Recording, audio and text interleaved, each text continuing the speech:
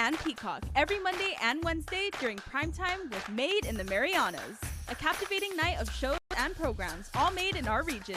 From local lifestyle features to KUAM news and sports specials, Made in the Marianas entertains, inspires, and shares the best in our community. Brought to you every Monday and Wednesday by Docomo Pacific, Tomorrow's Islands Today, and Calvo Enterprises, Inc.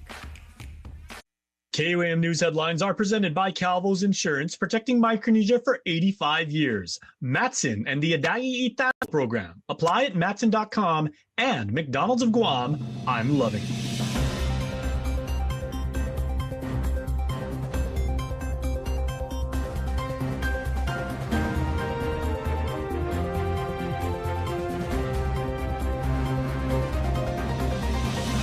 Ahead on KUAM News Primetime. Rebuild Sanchez. That's the message that the community is sending here at a protest at the ITC intersection. I'm Mitsuki Hirayama with that story coming up.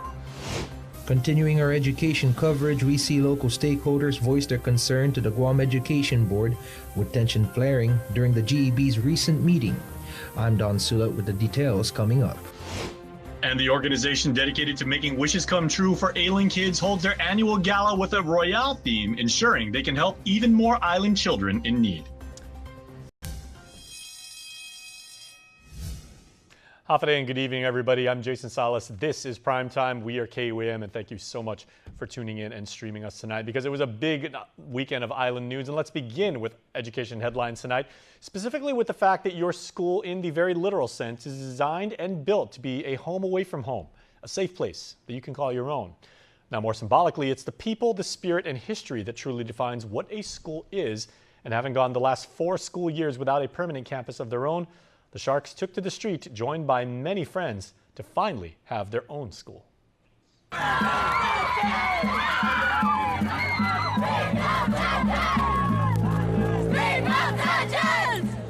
Over the past several school years, the idea of service learning has been a requirement for all GDOE high schools. It's a program meant to empower students with the knowledge and confidence that their voices matter and to put their ideas into action. And on a sunny Sunday afternoon when most kids would be working on projects or kicking back, the Simon Sanchez High School community gathered in Tamuning, what's been their adopted village some 8.5 miles from their natural Jigo home, collectively raising signs and voices to rebuild their campus. It was a statement made loudly that fought for them to have a permanent home, making for quite possibly their greatest service learning project to date. At the end of the day, we're all students. Support them. Lead by example. Volume comes from your action, not your words. No longer believing in that. Not only the student body, but the faculty who've endured moves and removes stood side by side with the Shark students. We voted last year to be status quo. Nobody listened to us. But now look, we have 2 schools that are going to be redistricting, I believe. So again, we have no say. We're out here. Look at the support we're getting right now so that we stay as a Sanchez community and a Tizan community. And that part was key. In a show of unity across public school programs, other schools, both students and faculty members, joined the Sharks' plea on the roadside to make their case. Sanchez has been homeless for the last 3 years. We shouldn't be making it a 4th or a 5th or a 6th. And they're currently at Tizan, but the Tizan campus shut down. So we need to find a place for them to go before we pawn them on to other schools. GDOE has a commitment to all of the students on the island of Guam.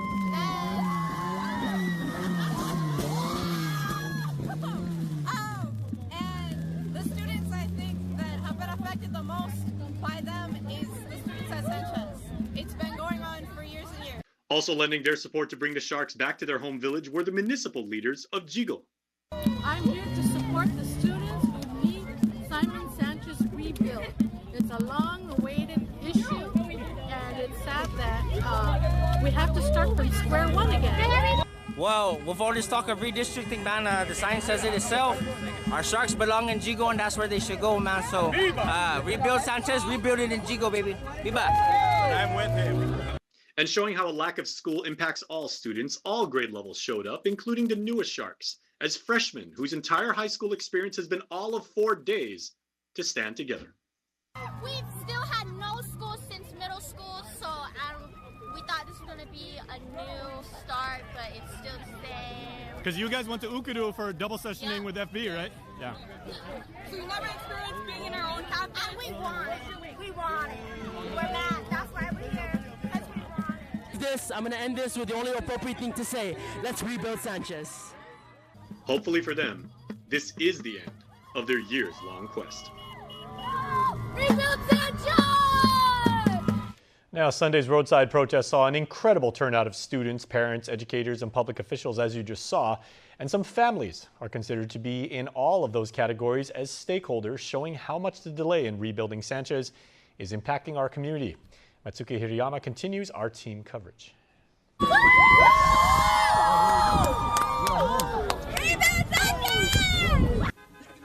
The Shark community showing up in full force at Sunday's student-led protests, standing up as one to demand leaders make good on a broken promise that spans generations. Longtime Simon Sanchez High School principal Carla Masnayan.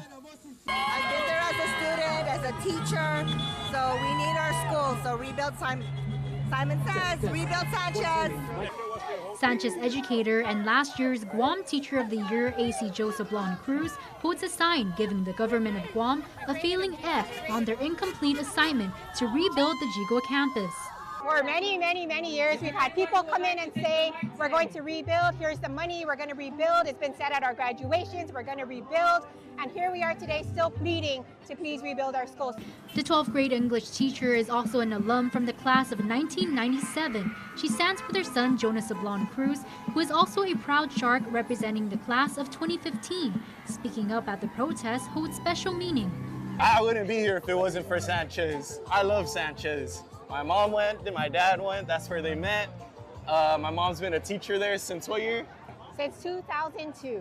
I hate to see it in the current state that it is, and I've been hearing it's gonna get rebuilt ever since I was in, and my mom can tell you more about how long she's been hearing it for. Every campaign season, elected officials make the promise to rebuild Sanchez, but they've never actually made it to breaking ground. The latest effort continues to be stalled after a months-long procurement protest led the Department of Public Works to cancel the bid altogether and redo it. Since the ailing Jigo campus closed following Typhoon Mawar, students and teachers have been in double session over the past 3 school years. It's a shame that my new students, my current seniors, are calling themselves Sharks. They have never set foot on our campus. So it's a sad thing. Then the Sharks shared a campus with Tizen High School for just 3 days before a failed public health inspection shut down the Barragata campus. Why did the superintendent not ask for a separate inspection for semester? That's Guam Education Board member Angel Sablon, who is running for senator and is also AC Joe's dad. He says talks of redistricting is not the solution and remains critical over the current situation. Meantime, the mother and son send this message to the education superintendent, the education board, elected officials, and those running for public office this November. Put your money where your mouth is, rebuild Sanchez. Please do what's right. You see the students, you can't keep throwing us around, we're not trash. Please rebuild our school. Yeah, and you can't ask students to do their best work if the people in charge aren't willing to do the same, okay? Meantime, students from both schools are now on day 8 of asynchronous learning. Matsuki Hirayama, KUAM News. And we're going to continue our coverage on education with the most recent protest happening today over at GDOE Central Office as stakeholders raised concern over potential redistricting of both Tizen and Sanchez students. Our Don Sulat has the details in this next report. Tensions are high at the Guam Department of Education headquarters in Tizen. I am really upset about this, and we need to do something, and a change needs to happen, really seriously.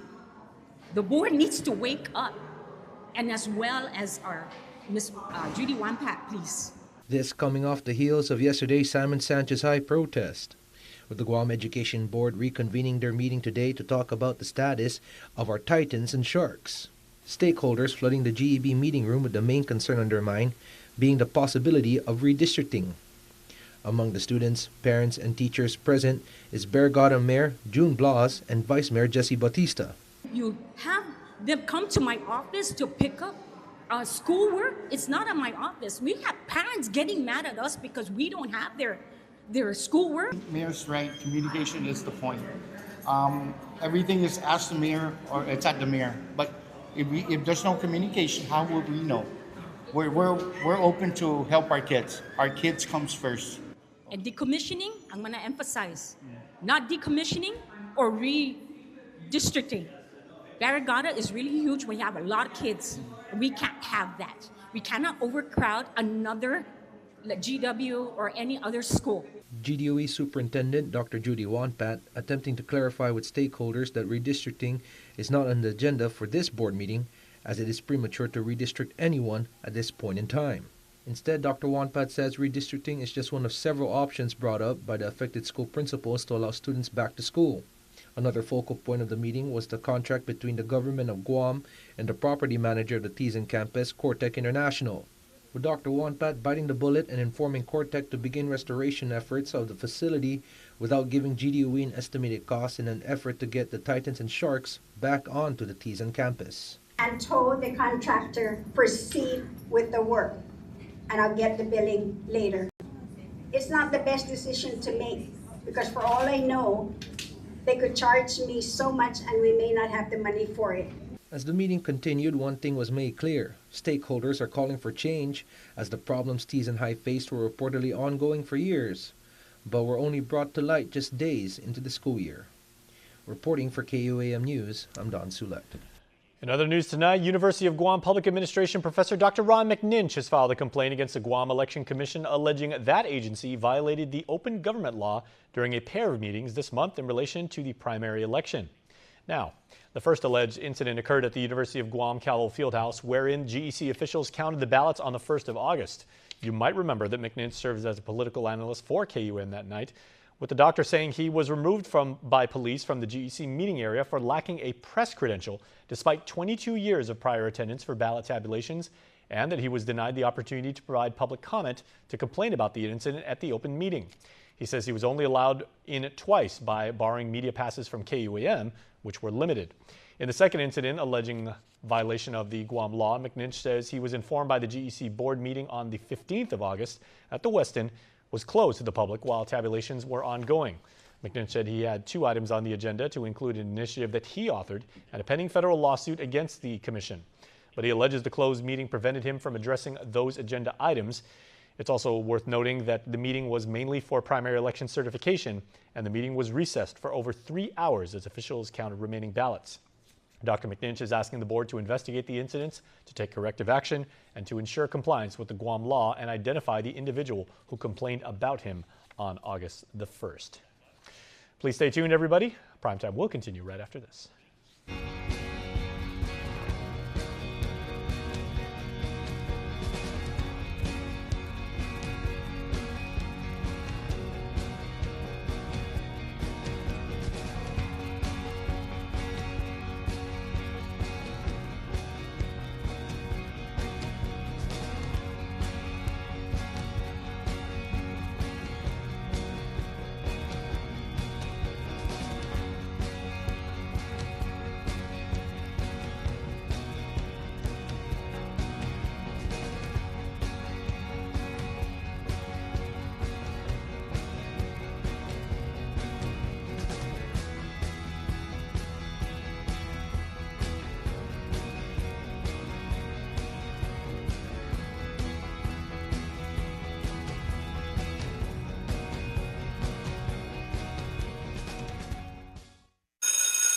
Let's do this. Pack the backpack. Fill the lunchbox. Cover the basics. Start new adventures. Whatever's on the schedule, Kmart has everything you need, all in one stop. Kmart, let's make a great school year.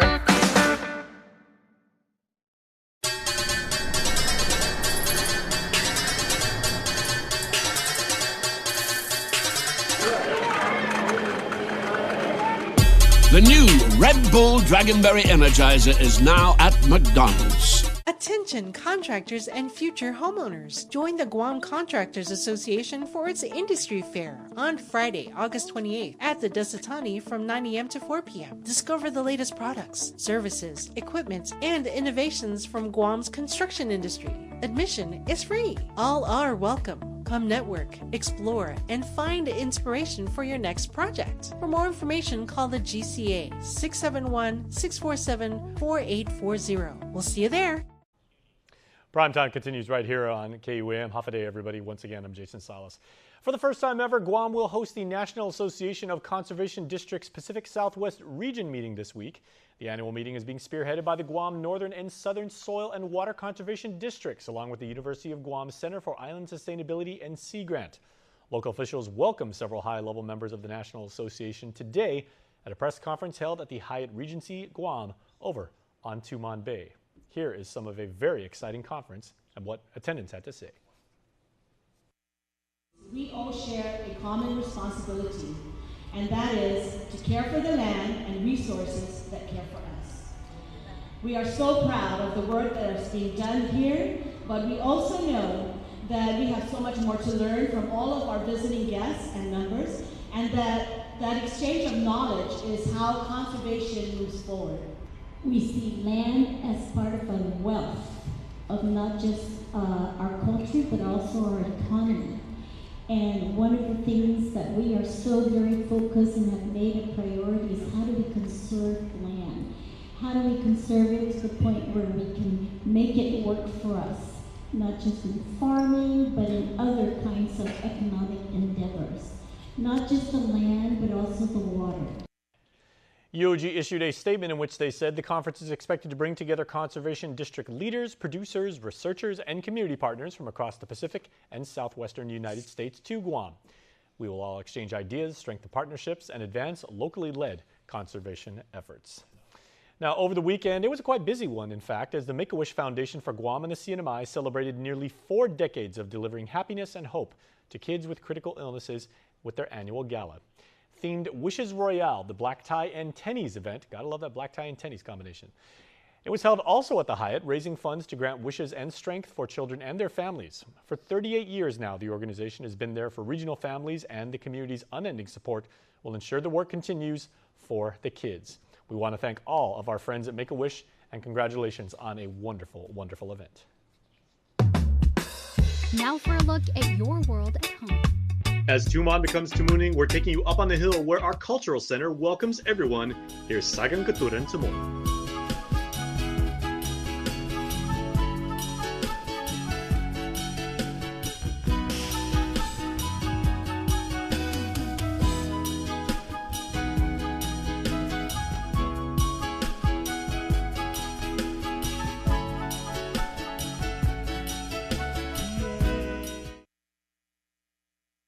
Freedom, that's a cheap thing.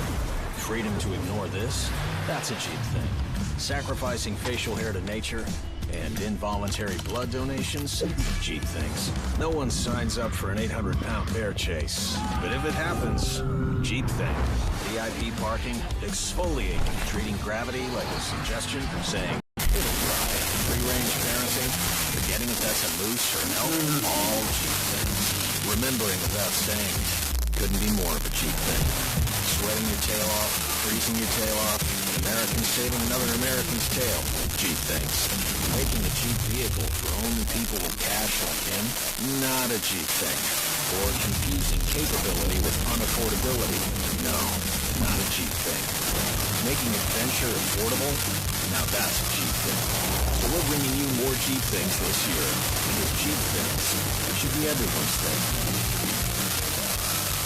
GU Self-Storage, located in Harmon next to McDonald's, offers a variety of storage units. With rates starting as low as $95 per month, we offer complimentary use of dollies, push carts, Klein's hand trucks, and pallet jacks with a fully covered loading and unloading areas and 88 accessible units. We offer 24-hour CCTV surveillance monitoring, alarm, and individual pin-coded gate and door access. Because your safety is our priority. GU Self-Storage, voted Picas Best 2024. Call 671-648-7867 today. Now it pays to spread the Better Together experience. With our brand new referral program, you can earn up to $150 in account credits for every referral you bring in. That's right, family, neighbors, friends, even your coworkers. Just pass in your account name and account number. When they sign up for Docomo Pacific Service and drop your info, cha-ching! credit applied. So spread the word and start stacking those savings. Additional conditions may apply.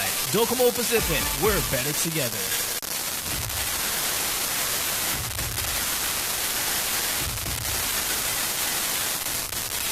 Tonight's sports feature is brought to you by Cars Plus.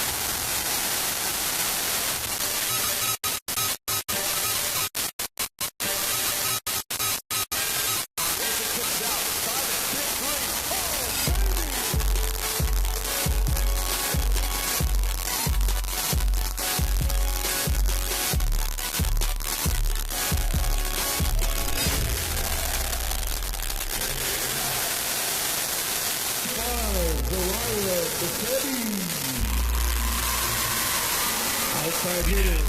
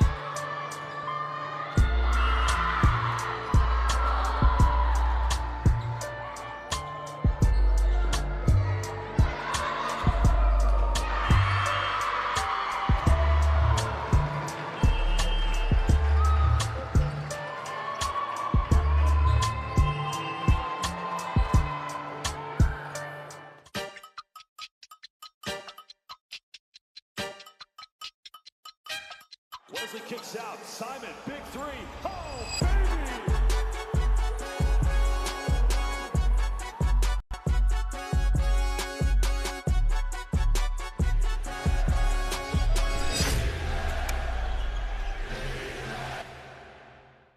Don't need to worry, keep the smile on your face.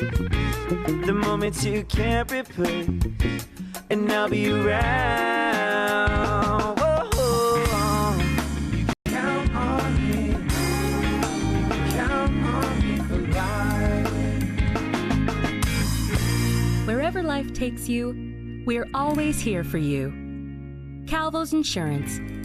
Count on us for life. Life moves fast. Yes helps you keep up. Can we open an account? Yeah, let's do it. Did I pay that bill? Yep, you sure did. What about our vacation? Oh yeah, start packing.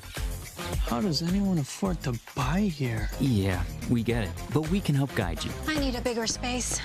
Can you help? Yes. Because yes is so much more than the answer to a question. First Hawaiian Bank. It all starts with yes. Safety starts with knowledge.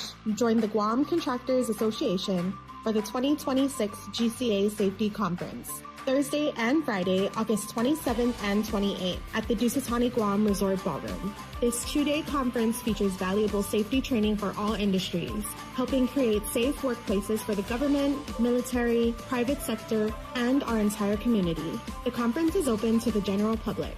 For registration and more information, call the GCA office at 647-4840. Be safe, Guam.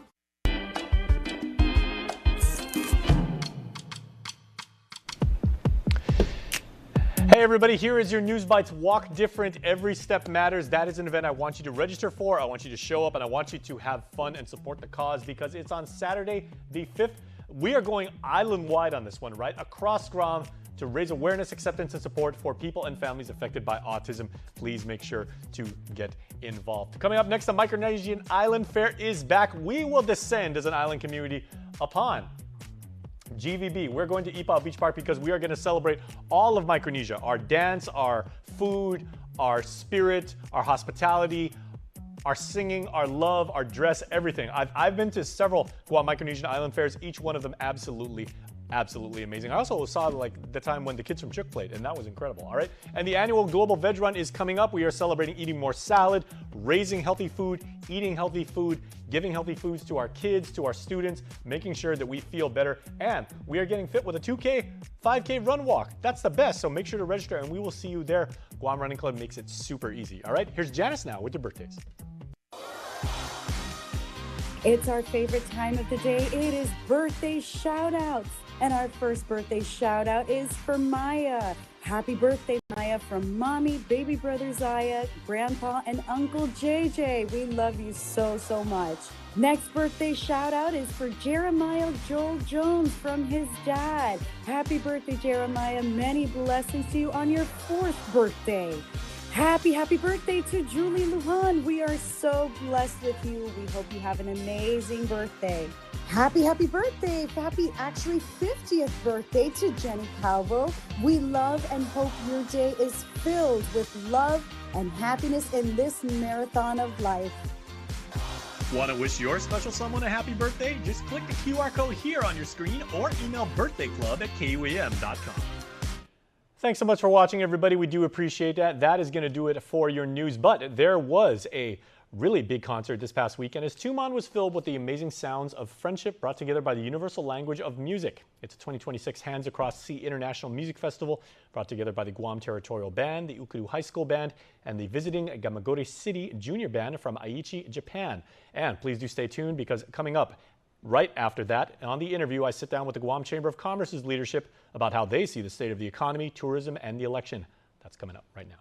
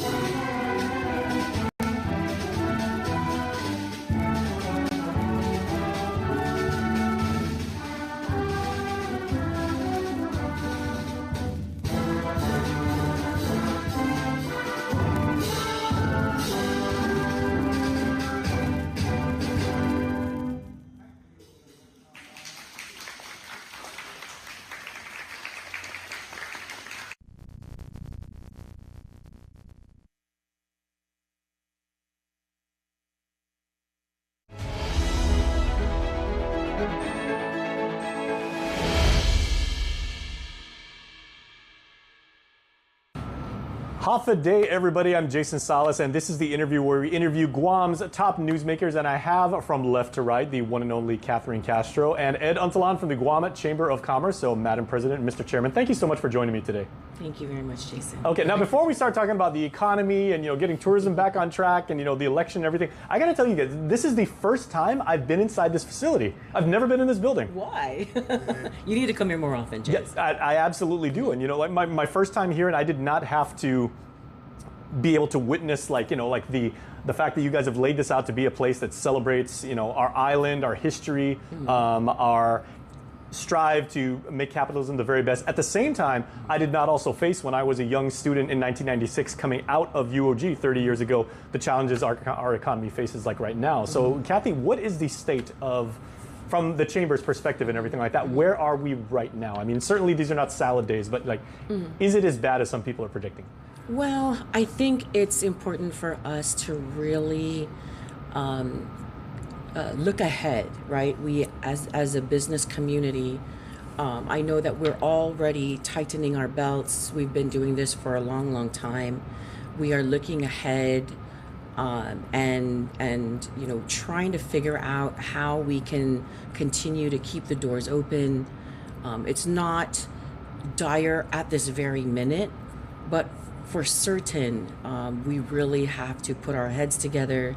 We need to come together as a community of Guam. This is not just a business community. This is government. This is residents. This is the business community, so that we can do what we need to do to keep our private sector flourishing, thriving, and our quality of life is so, so important. We need to make sure that we've got great jobs for our people, good paying jobs. We need to make sure that our infrastructure is, standing and maintained. We need to make sure that the port, continues to bring in goods, because that's our lifeblood, the port. So we're all connected. Everything's all connected. So it's very, very important that we talk about these things now. Right. And Ed, you've never been one to mince words, but so certainly the apocalypse is not upon us right now, but certainly, as Kathy was just saying, all sectors really need to pay attention and maybe start putting on our thinking caps and creative, because coming off the pandemic, as I talked to you last time, a lot of business leaders, a lot of private sector, nonprofits and everything, people found interesting solutions to get through that time, and hopefully we've learned how to ride those tides and everything as we face this new one. Yeah, Jason, I think if you start looking deeper into what's happening on the island, I believe we're living off of two different economies. We've got one with the construction, which I believe kind of masks the real situation in the community because of all the money coming in. And then you've got the other economy on the retail side, which is not doing very well. Kat said, is it dire? I think we're almost getting there. You ask, it depends who you ask. If you ask the hotels, it's dire. The costs are rising, power is going up, the cost of business on this island is going up, but the number of people coming to this island is declining. And so when you look at occupancy and historical lows of less than 20%, visitor arrivals down significantly, where else does the community look to try to generate new business, to try to keep the doors open? So, we have to have this very, very hard discussion, and there's no more important of a discussion coming up, especially with the gubernatorial and senatorial elections coming up. We need to have real frank discussions with our potential leaders, and as we prepare for the forums, our general membership meeting is going to lay out what we plan to do to help educate the voter, to help them see outside. You see, it's like the government will tell you the revenues. Oh man, we've got additional revenues, we've got this and that. But if you start breaking it down, it's coming from one sector of the economy, one sector one segment industry. The others are not doing very well. So that's one of those things that they teach you in any business 101 class. It's like, numbers don't lie, but they don't tell the whole truth. So you really have to educate yourself on what the true state is. Yeah, you have to dig deep, and that's where we're digging deep. And unfortunately, the amount of information that we could get online is not as readily available. So trying to dig deeper, going into where with DRT and planning, trying to extract information to really get down to the number. This is the taxes generated by the construction industry. This is the taxes generated by everyone else. This is the employment, the construction industry. This is the employment, everyone else, and then break it down within the special industries itself. So we can get a good gauge of what's happening. Like I said, the election this year is so critical. And I believe everyone has a good intention of running to try to make Guam better. We want to get Guam better. So not to jump into, the general membership and what our drive is all about, is that the Chamber is putting together a 5-year plan, and we're trying to push it out. And the question that we ask ourselves, and the question we ask all the viewers and yourself as well, is, where do you want Guam to be 5 years from now? Sounds like a very human resources question. Where do you see yourself in 5 years? Exactly. Yeah. But where do we want to see our island? Do we want to see a cleaner island? Do we want to see an island with lots of jobs? Do we want to see an island that invites people, to invest here? Do we want to see a clean island? I mean, it's something that we've been pushing, we've been leading up to, and we felt that this is the better way to try to jump out there. And Kathy, the numbers are kind of really, really interesting, because as the Chamber sets this 5-year strategy, looking ahead as far as 60 months down the road, this initiative that Ed's talking about, it's your 60-day voter initiative, emphasizing the fact that, you need to understand the decisions you will make as a voter and the consequences that they may have, right? Exactly. I mean, gone are the days, Jason, where, I hope that they're gone, where we would vote based on, name recognition, familial ties, right? We have to change that mindset, and we have to encourage people to really, really consider, how do they want to, what does that look like for them in the next 5 to 10 years? The current group, we were just having a discussion earlier. Most of the voters that are voting right now, they're not going to maybe be here in the next 20 years. The group that is really needing to get out the vote, they need to really come up. They really need to make their voice heard on, how they see their future, right? So this is what this initiative is about, is to really, really encourage the folks who have registered to vote. I mean, great numbers, 57,000 people that are registered to vote. But we need more of those people to actually go out and engage and actually go and vote. Yeah. Tourism, it's our #1 industry. As Guam's largest employer, tourism supports more than 50,000 jobs. In fact, 1 out of every 5 jobs is tourism related. Annually, tourism generates over $163 million in tax revenue. Without it, every household would pay an additional $3,700 per year. From real estate to retail, tourism has a positive impact on every industry, helping make Guam a better place to live, work, and visit. Support tourism. Brought to you by the Guam Visitors Bureau, celebrating over 55 years of tourism. I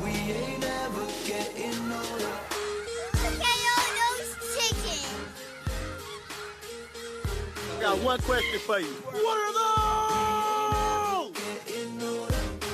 It's cute. I wish I could get it, but... And how much you pay for that taco? Hey, yo, you know this, boy. He's got his free taco.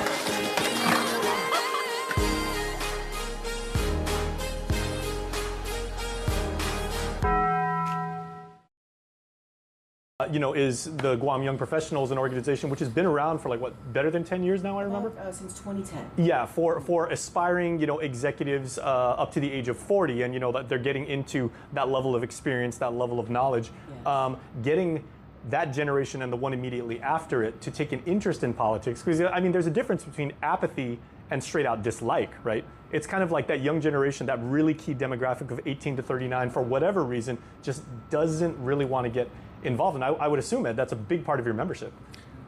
You're absolutely correct. You know, this whole thing started off with a chamber GYP push, simply because they're the future. You know, 5 years from now, I am hoping to ride off in the sunset. Will I still vote? Of course, but you know, I'm not asking them to get involved in politics. I'm asking them, get involved in your island. Get involved, be interested in what's happening on the island. I ran into an individual, and we were talking about the election, and you talked about apathy. This person said, I haven't voted for years. I'm like, why not? And they're like, because it doesn't change. Nothing changes, the same old, same old. So why should I vote? I said, because if you don't vote, we're not going to be able to make a change. So and you know, but that person still was very negative and that nothing will change. And I'm like, well. So they got a sour taste in their mouth, basically, yeah. for the electoral process. But you know, I live here, we live here, you know, I want my kids to be able to grow up. I mean, they're now adults, but then now I have a grandchild. I want her to be able to grow up in an island that they can call home. I mean, people love this place because, you know, it's small, it was a smaller community, it's a great place to raise your children. People are now leaving. People are now like, well, there's nothing for us here. There's a lot we could do. And I think the ones who are running for the office of governor and senators, they have a big task ahead of them. And in order for us to be able to get their ear, they need to hear the voices. Because right now they're saying, oh, you know, they don't listen to the chamber, or maybe the chamber has something to say. But it's the future. They're the future. And for that reason, we're trying to push GYP, the movement here. I don't want to say movement, but the activity around what the GYP has been doing over the last 2 years is constantly growing. You know, and it's not just maybe like the middle managers, you know, that are in that age demographic who would like work at, like, say, like a big company like an IT&E or a Matson, or, you know, like a, Circle K76 or something like that. Kathy, how much of that demographic are actual business owners, and these are like the mom and pops who have started like an entity with, you know, with their own sweat equity and you know, are trying to make this thing happen? I don't know the answer to that, Jason, but I do know that there's a good number, but most of our GYP members are employed, right? They are employed by the companies that you've mentioned and more, right? These are folks that are trying to grow their professional networks, right? And want to be mentored by seasoned professionals in their various industries. But certainly, I think that there is a growing concern amongst this demographic of what is happening in their hometown, what is happening in their island. And so with that concern, we want to motivate them. We want to get them to activate, right? And get them out and vote and get them engaged in the community, engaged in the discussions that we're all having, and not be afraid. You know, let's go back to face. Let's not, technology is wonderful, but we really need to go back and have conversations with each other, right? That is important. What business fundamentals that we all like learn and hopefully still practice these days, Ed, like are still key to setting up a business or being involved in business like on Guam that just haven't changed in 70 years? Well, that the young people would still want to know now. What hasn't changed, not only in 7 years, but forever, is when you start a business, you're taking a risk. You have some money in your pocket, you have some money in your savings account, and you think you have a great idea, a product or service that you want to be able to sell. Ultimately, nobody wants to just throw in money. I mean, imagine, I get a phone call every day. Hey, Ed, I've got some money. What's the interest rate on your savings account? I tell them, well, here's my interest rate savings account. Nobody wants to just put their money in and not generate anything. So if as a small business, if I'm going to put money in, I'm taking a risk, and I hope to be able to sell my product, enough of my product or my service that I could generate income, pay my taxes, my gross receipt taxes. I can pay for my power, I can pay for the water, I can pay for the cost to get these products and services available, and I can pay people to work for me. And then hopefully I get a decent return. There's nobody who wants to do anything without making a little money. Spoken like a true banker. So at the end of the day, that's the whole thing that the chamber is trying to explain, is that we're here to try to create jobs. We're here to try to make a good living for people. And what's behind it is just the economy. So for the young entrepreneurs who go out there, I think they're beginning to understand, but especially when they start and they put money into it, they're like, oh man, am I going to get my money back, right? So I get the same question all the time. Should I put it in the bank, or should I invest in my business, or should I buy a house and rent it out, right? Where do you get the highest return? But there are a lot of people who want to have a dream of owning a business, but there's a lot of work behind it, and there's risk to it. Okay. Well, guys, and feel free to pass the mic back and forth with this next question is, when it comes to this 60-day voter initiative that the chamber will be discussing this Wednesday at your normal meeting, and I can't wait to cover that because I think it's going to be fascinating stuff. Give us a sneak peek of what are the major principles that the chamber will be advocating for, or at least is concerned about? Because, like when it comes to an election, we've got, environment, drugs, crime, education, public health and everything like that. When it comes to the chamber, there are very specific things relative to the private sector that, concern you much more. Well, sneak peek. I like that. This is the pamphlets that we're creating. The pamphlets are very... Which says, where will Guam's Well, good jobs this is come just from? one of them. Okay. So there are a number of pamphlets that we're creating and we're really trying to reach everyone.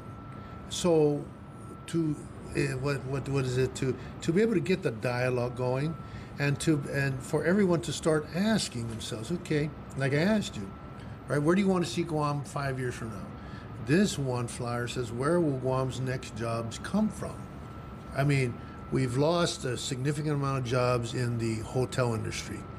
Will we get the 1.6 million people back? Ooh, that's a real steep hill to climb. Will we ever get there next year, 2 years? No, I don't think so. So where will the jobs come from? And and that's the serious discussion that we want to have with all the candidates. What are you doing to stimulate the economy? What industries are you looking at? And you can mouth off of the different industries, but the questions to follow are like, so what are your plans? Concrete plans. How do you expect to entice investors to come here? So what we've got is we've got our flyers ready to go out, and we're going to be launching it. And we're going to be going out into the malls, into the streets, because we see already where, and the GYP, they're going to start the presentation on Wednesday. And then I come in. And but they're going to talk about the voters, where we're at, what we're lacking. We don't need any more registered voters. We've got 57,000 registered voters. We just don't have enough people coming out to vote. So we've got what's really exciting is that what started off as a GYP chamber initiative, we actually now have 11 associations joining us. So this is not just the chamber-led initiative over the next 60 days. You've got the Chinese Chamber, you've got the Women's Chamber, you've got the Japan Guam Travel Association, GTTA, GAR, Chefs Association. So a lot of the associations are behind this movement. So even though the concerns may be broad, there's a lot of different like little esoteric things that maybe one particular group may find a little bit more important than the next. At the same time, there's things like the business privilege tax, which hopefully will resonate because you say it often enough, and people are like, yeah, this is really, really important for the future. Before I explain to you, I think what we call it Project Prosperity. It may change. This is for our 5-year plan, right? But when I was talking to this company last week, and they've been around for 40 years, and you know they're not a small company, but they're investing millions, and so they when I was talking to them, they were very very supportive of the fact that that we've fought hard for the GRT, but it's only good if you're able to sell your product and service. If I, like the hotels, you can cut their taxes down, but if they can't get people to stay in the hotels, what good is it, right?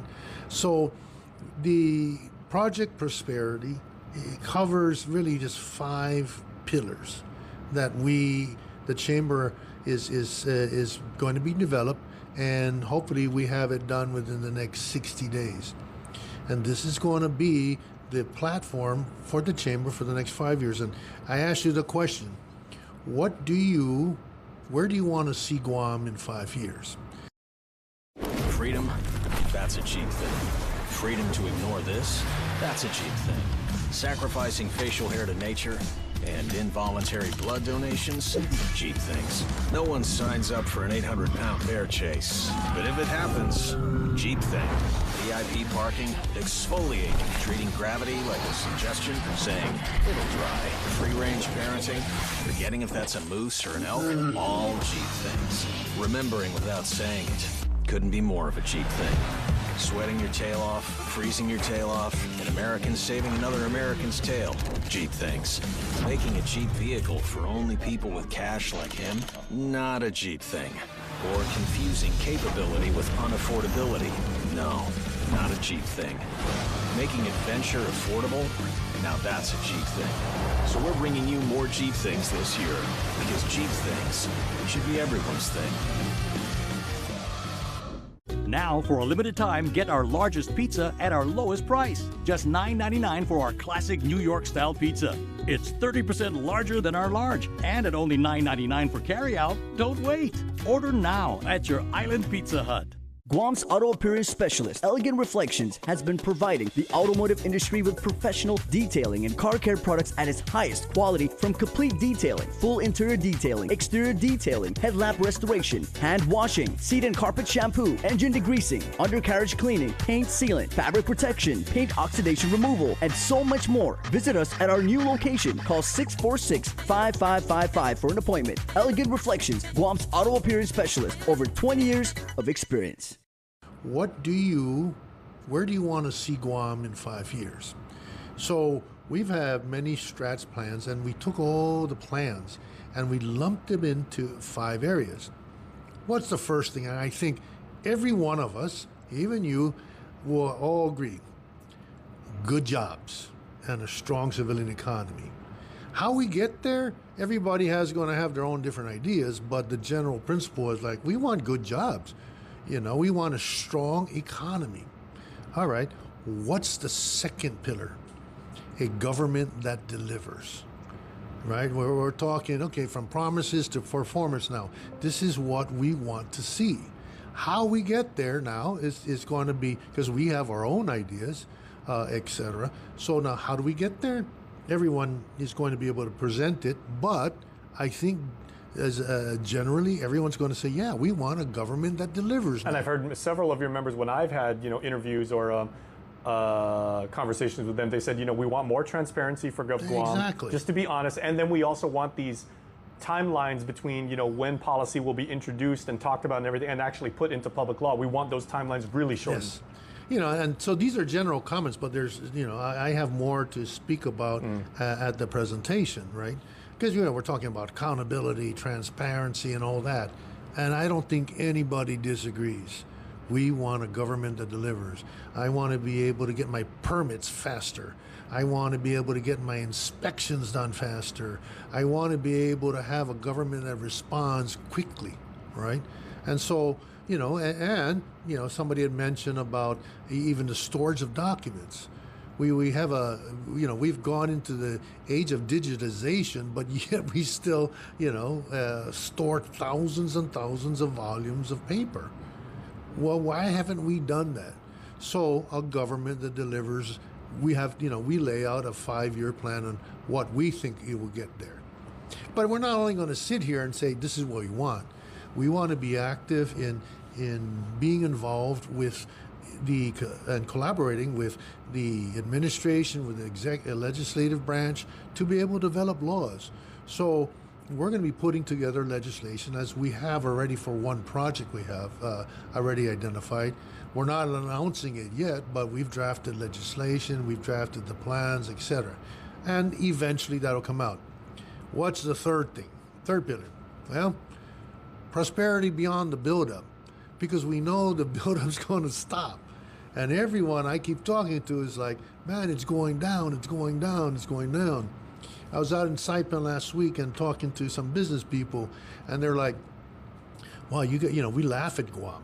I'm like, why are you guys laughing at us? Like, our budget's going from 120 million to 98 million, but yet you drive around and they're trying to survive, right? And they're doing everything to survive, but yet the place is beautiful and clean. They keep their parks nice and the roads, because everybody's involved and they have this sense of pride. We've got a budget of 1.5 billion for 170,000 people. If you had to lay it out across, well, if Saipan is, now they're down to 35,000 people, I hear. 35,000 people for 100,000, really, we should probably be about 900 million for 170,000.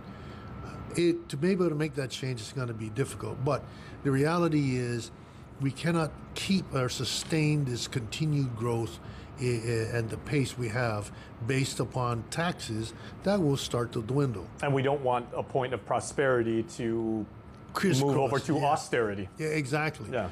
Saipan's in this tremendous austerity program right now. Yeah. I mean, if we didn't have this build-up, we'd probably be in a lot worse shape.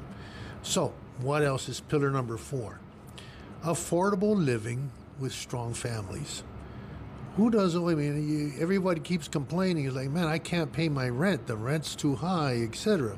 So we believe, and I believe, we all believe in the chamber that we have kind of laid out a plan of attainable housing to try to reduce down the cost of living, not low-income housing, because only a certain segment gets to be able to benefit from that. But we're saying attainable housing, reducing rent, etc. And it cannot just be a private sector responsibility. It has to involve the government. There's a lot of tools that we have. We're just not taking advantage of it. So we've put together some ideas and plans as that this is what we could try to do. But affordable living is also meaning not only housing, but then your groceries come down, the cost of doing business come down here. So and it all kind of ties in together. Every cent that we pay, we should get some services back that we're supposed to be funding. And then finally, the 5th pillar is really invest in Guam's future. How can we entice investors here? We do a great job promoting Guam, but when they come here, they're like, "Oh my God, what do I have to do now? You mean, how long is it going to take me to be able to do this? How long is the permitting process?" So if we can say, here's the box that an investor has to just fill, and if they fill in that box, then they get whatever government support necessary. But it's got to be made easier. It's got to be made more simpler and clear. You don't want to have any doubt for the investor. So reducing friction.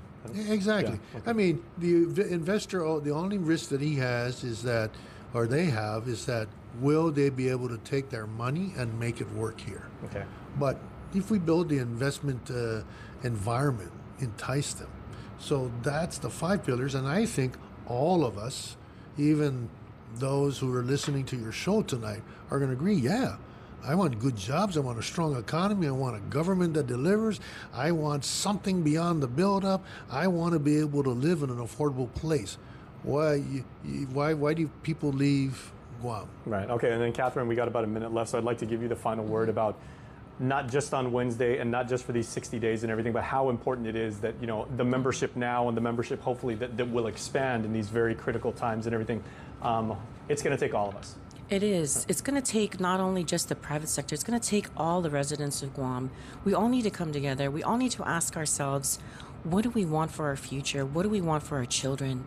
And this is the best time to do it. We've got, you know, this opportunity right before the general election to engage with these candidates, to engage with who is going to be sitting at Adelup, to engage with the people that are going to be sitting at the Congress building here in Agotnya, and to ask them these hard questions, because it's not enough just to get elected and then to think about your reelection.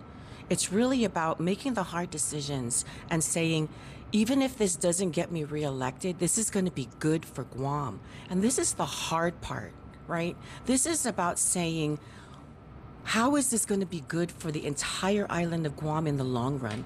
And not just, you know, is this going to get me more votes, right? This has been an issue for a long, long time, but we've got to go beyond that and think about what's good for our future. Well, one thing I've told people over the years is, like, you know, the virtue that all of us believe to our souls of inafamalik and taking care of our neighbors, that also extends to the corporate world and at the enterprise level. That's right. Yeah. And a lot of the businesses give back in so much ways. You know, Guam is such a giving community, as we all know, right? But in order for these businesses to continue to give back to our community, they also need to make money. They also need to be able to keep their jobs for these for their staff, right? So